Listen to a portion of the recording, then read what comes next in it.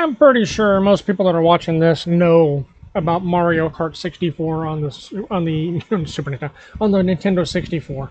Now, if you're not familiar with it, it's the first true 3D Mario Kart game, and for a lot of people, it was the one that made people a fan. And well, as you know, with the recent Nintendo Switch 2 launch, Mario Kart is still going with Mario Kart World, and well, if you don't have a Switch 2, don't want a Switch 2, but you still want to get kind of a new feel for Mario Kart, you might want to check out a new release called SpaghettiKart.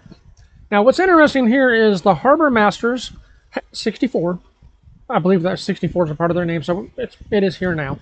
They're known for reverse engineering classic Nintendo, specifically Nintendo 64 titles, and making native PC ports of those titles, such as, I believe they are behind Star Fox. I know they're behind the Super Mario 64, but I believe Star Fox is in there, and maybe one or two other titles. Now, what's interesting is their native ports are, well, they're native ports. I mean, they take advantage of the power of the computer, that including 120 with SpaghettiKart. You have 120 frames per second. You have 4K resolutions, and most importantly, you have a track editor. So you can create new tracks, share them online.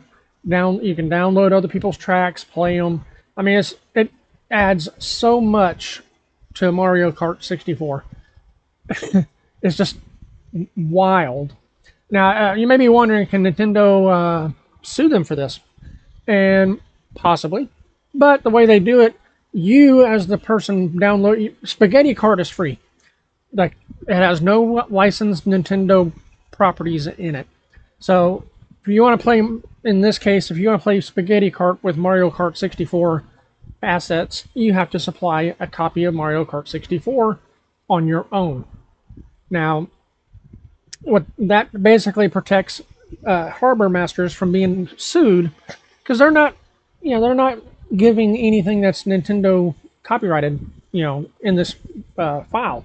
So obviously, you have to, obviously you need to find a legal way to get the assets.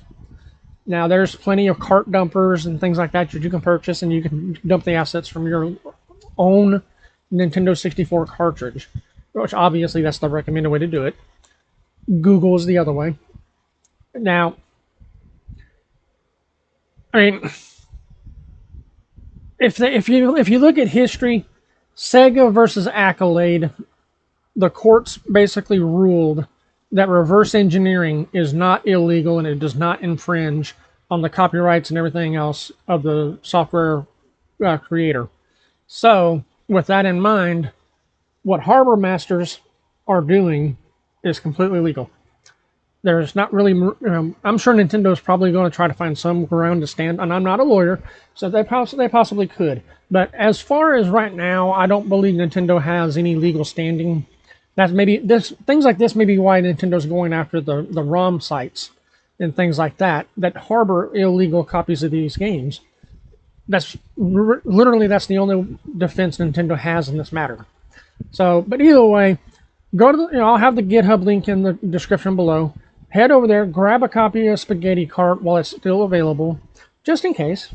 And I mean, even if you're not a fan of Mario Kart, just grab it and keep it, just to have. Anyhow, let me know in the comments below what you think. You gonna grab this? You gonna play it? Are you even a Mario Kart 64 fan?